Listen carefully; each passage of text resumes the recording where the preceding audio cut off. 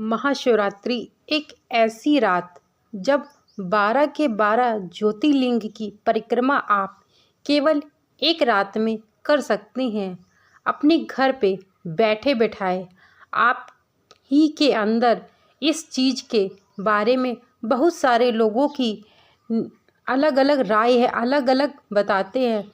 मैं आपको बताती हूँ कि इस दिन रात को कुछ ऐसे पावरफुल होता है, इस रात्रि में कुछ ऐसा पावरफुल होता है, अगर आप उसे महसूस कर लें तो 365 दिन में जो आपके साथ कभी नहीं हुआ है वह केवल और केवल एक रात्रि में हो सकता है। आपने पुरानी कहानी तो सुनी ही होगी, यहाँ जहाँ गणेश जी अपने माता पिता शिव और माँ पार्वती के चारों ओर परिक्रमा करते हैं और कहते हैं कि अगर आपकी परिक्रमा हो गई तो समझिए पूरे ब्रह्मांड की परिक्रमा हो गई। इस छोटी सी कहानी में बहुत बड़ा राज छिपा हुआ है। नमस्कार मित्रों, महाशिवरात्रि का आप लोगों को हार्दिक शुभकामनाएं। वीडियो के अंदर जानेंगे कि आप कैसे 12 ज्योतिर्लिंगों को अपने शरीर में अनुभव कर सकते हैं। आप इस रात्रि में आप जानेंगे कि किस तरह से आपको बैठना है और किस तरीके से आपको प्रार्थना करके रीढ़ की हड्डी के द्वारा आपको 12 ज्योतिर्लिंगों का अनुभव होगा। आप जानेंगे कि रीढ़ के हड्डी को सीधा रखने को क्यों कहा जाता है और अंत में एक ऐसा प्रोफेशनल आप सीखेंगे जो बहुत ही पावरफुल, और अगर आपको महाशिवरात्रि की रात को किया जाए तो 365 दिन में आपके साथ एक अद्भुत चमत्कार हो जाएगा जो अभी तक एक भी बार नहीं हुआ है और आपको अपने अंदर एक परिवर्तन महसूस होगा। वह केवल उस रात में हो सकता है। सबसे पहले हम शुरू करेंगे यह महाशिवरात्रि के साइंस को समझने से। यह मॉडर्न साइंस नहीं है, यह सब एक छोटा सा मॉडल है। देखो भगवान शिव किस तरीके से अपने भक्तों से और आराध्य से इस महाशिवरात्रि में मतलब रात्रि में मिलते हैं और किस तरीके से आपके अंदर ऊर्जा महसूस होती है। तो चलिए आपको समझाना शुरू करते हैं।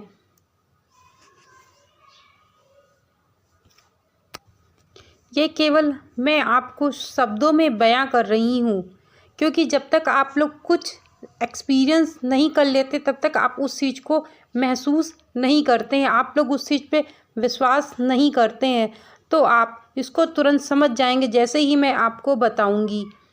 कोई मॉडल लॉजिकल से मत सोचना, यह कोई मॉडल साइंस नहीं है। ये सब छोटी मोटी चीज़ें इकट्ठा करके कुछ उपाय मैं आप लोगों के लिए बताने जा रही हूँ, जिसे आप समझ पाओगे कि इस दिन रात को क्या होता है। तो समझ लीजिए आपकी रीढ़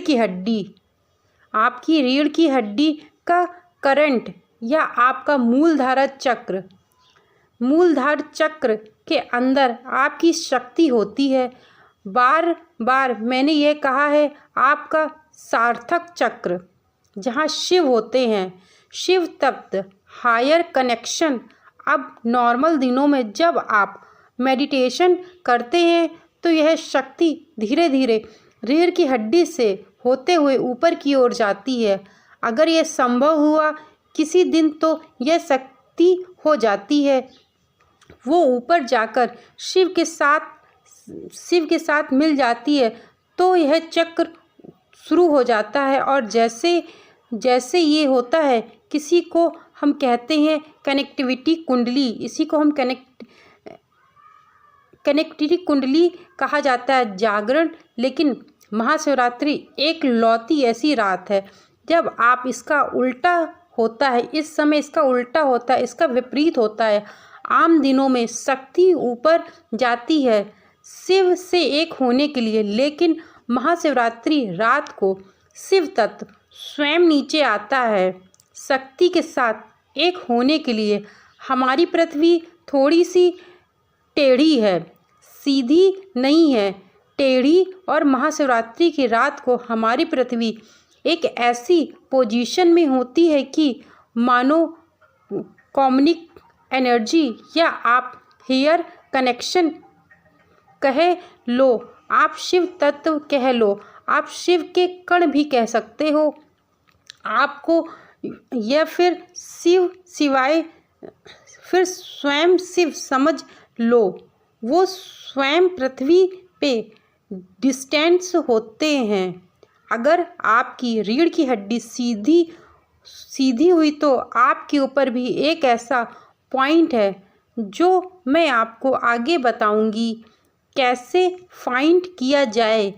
उस पॉइंट से आपके अंदर भी वो सी तत्व अपने अंदर प्रवेश कर सकते हो आप। समझिए, यह शिव तत्व है। करंट महाशिवरात्रि की रात की है बात, ठीक है। रात्रि की रीढ़ की हड्डी आप सीधी, आप उस दिन बैठे हुए हैं। मैं आपको जो प्रोफेशन बताऊंगा वो आप कर रहे हो, तो जो शिव तत्व धरती पे डिस्टेंस हो रहे हैं, अगर आपकी रीढ़ की हड्डी सीधी है तो आप अपने अंदर भी शिव तत्व को महसूस करेंगे। और जैसे ही यह नीचे डिस्टेंस होगा, आपके बेस में जाकर आपकी शक्ति के साथ एक हो जाता है, तो आपके अंदर प्रकाश उत्पन्न होता है। आपके पूरे शरीर में एक लिंग का स्वरूप बन जाता है, एक प्रकाश बन जाता है, एक ज्योतिर्लिंग बन जाता है। और इसी को हमारे शास्त्रों में लिंगोदय भावक कहा जाता है। अगर आप साउथ इंडियन मंदिरों में देखेंगे तो वहाँ बाहर स्क्वेल्स में भी आपको यह कल्चर दिखाई देगा, जहाँ लिंगोदय अभाव है, जहाँ ज्योतिर्लिंग है और उसके बीच में से शिव निकल रहे हैं। वो इसी प्रोफेसर को समझते हैं। महाशिवरात्रि क्यों मनाई जाती है, अगर आप लोगों से पूछेंगे तो सब अलग अलग चीज़ें आपको बताएंगे। इस दिन सबसे पहले लिंग की पूजा हुई। कोई कहेगा कि इस दिन शिव जी और माता पार्वती का विवाह हुआ था। कोई कहेगा कि इस दिन गंगा माता जो है वो सबसे पहले शिव जी की जटा में आई थी और फिर वहाँ से धरती पे बहन के रूप में आई। इन सारी कहानियों को अगर आप ध्यान से देखें तो ये एक दूसरे से कनेक्ट हैं। शिव जी जो हैं वो अपने वैराग्य रूप में अपने शिव गणों के साथ पार्वती जी से विवाह करने के लिए गए। पार्वती जी के माता पिता देखकर बोलते हैं कि इनके साथ हमारी बेटी विवाह करेगी वो डर जाएगी, क्योंकि उस शिव जी का वैराग्य रूप था। लेकिन पार्वती भी कहती हैं कि अगर यह मेरे स्वामी हैं, मुझे स्वीकार है, जैसे भी हैं ये मेरे स्वामी हैं, मुझे ये स्वीकार हैं। जैसे ही स्वीकार किया, उन दोनों का मिलन हुआ और शिव जी इस ब्रह्मांड के सबसे सुंदर स्वरूप में बदल गए, जिन्हें हमारे कल्चर में चंद्रशेखर कहा जाता है, जिन्हें 100 में स्वयं कहा जाता है, यानी एक शाइनिंग स्वरूप जो सबसे सुंदर, वो कुछ और नहीं है। यह लिंग की बात की जाती है। जब शिव शक्ति का मिलन होता है, आपके अंदर एक लिंग उत्पन्न होता है और इसीलिए कहते हैं कि महाशिवरात्रि की रात को सबसे पहले शिवलिंग की पूजा होती है। इस धरती पे सबसे पहली पूजा शिवलिंग की उस रात को हुई थी। वो इसी कहानी की बात है। कहा जाता है कि गंगा माता जो है वो शिव जी की जटाओं में ऊपर से आती हैं और फिर वहाँ से धरती पे बहना शुरू कर देती हैं। सिंपल सी चीज़ देखें तो बताई गई है कि गंगा माता को यहाँ एक भीम ऑफ लाइट की तरह दिखाया गया है।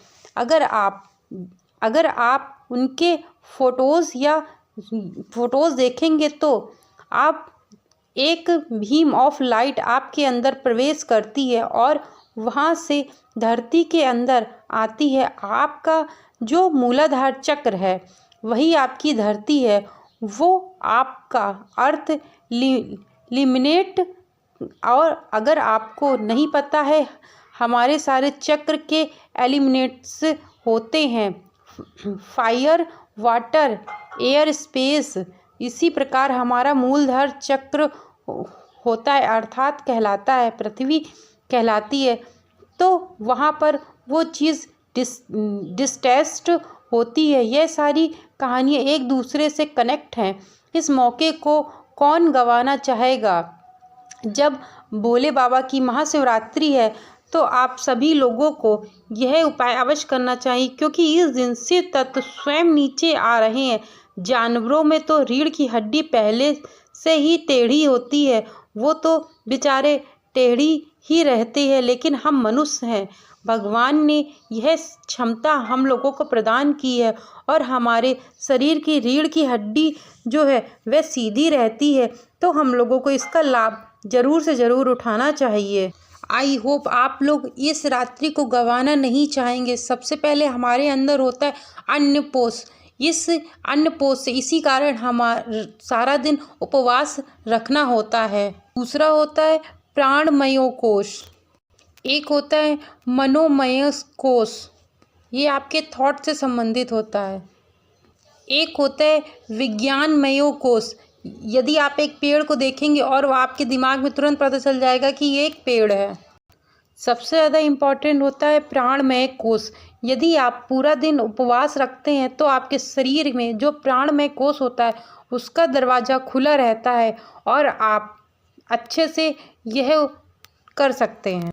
आपको 8 मार्च की रात्रि में जागरण करना है और यह जागरण आपको रात्रि में 12 बजे से लेके, वैसे तो सुबह 6 बजे से करना, लेकिन इतना संभव नहीं, इसलिए रात्रि 12 बजे से लेके सुबह 4:30 बजे तक यह करना है। इसमें मैं आपको 3 स्टेप बताऊंगी और यह मुख्यतः 7 बार आपको करना है। ऐसा संभव ही नहीं कि कोई भी व्यक्ति पूरी रात रीढ़ की हड्डी को सीधा करके बैठा रहे। हमारे जितने इंद्र होते हैं, जितने भी चक्र होते हैं, वह हमारे पूरे शरीर से कनेक्टिविटी रखते हैं। अब मैं आपको 3 स्टेप बताने जा रही हूँ, जो कि पहला बहुत महत्वपूर्ण स्टेप है। आपको पंथी मार के बैठ जाना है और जो आपकी आँखें हैं उनसे आपको अपनी नाक में देखना है। जो आँखें हैं उनसे अपनी नाक में देखना है। ये आप जितनी देर कर सकते हैं, 1 minute, 2 minute, 4 minute, 5 minute, 15 minute, जितनी देर भी आप कर सकते हैं करिए। और इसके बीच बीच में आपको थॉट आएंगे, उन्हें आने दीजिए, कोई बात नहीं है, थॉट तो आएंगे। फिर जैसे ही आपको एहसास होगा कि मैं ये क्या कर रहा हूँ, मुझे नाक पे देखना था, तुरंत आप फिर आपकी जो आपका जो थॉट होगा फिर वहीं पे चला है, फिर आप उसी मुद्रा में बैठ कर नाक को देखने लगेंगे। इसके बाद आपको सेकंड नंबर पे स्वामवी मुद्रा में को देखना है, जो दोनों एब्रो होती हैं उनके बीच में, जहाँ पे लेडीज़ बिंदियाँ लगाती हैं, वहाँ पे आपको अपनी आँखों से देखना है। और यह भी आप जितनी देर चाहें उतनी देर कर सकते हैं। आप इस तरह से अनुभव करिए कि आपकी रीढ़ की हड्डी बिल्कुल सीधी है और आप अपने अंदर एक प्रकाश को अनुभव कर रहे हैं। आपके अंदर एक प्रकाश जा रहा है। आप ऐसा लग रहा है मानो कि आपके अंदर प्रभु शिव की वास हो रहा है। आप ऐसा महसूस करिए। अब आपको तीसरे स्टेप में करना ये है कि जो आपके जितने चक्र होते हैं उनको आपको महसूस करना है।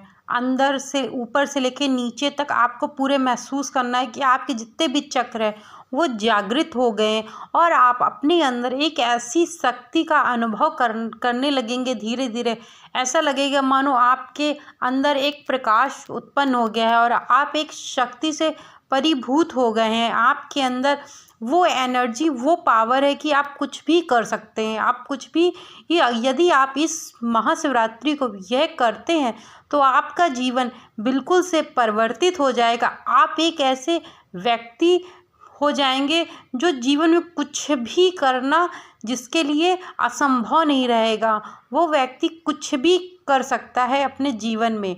आप मेरे द्वारा बताई गई यह जानकारी आप लोगों को अच्छी लगी हो तो चैनल को लाइक शेयर एंड सब्सक्राइब करना मत भूलिएगा। Thank you so much video को वॉच करने के लिए।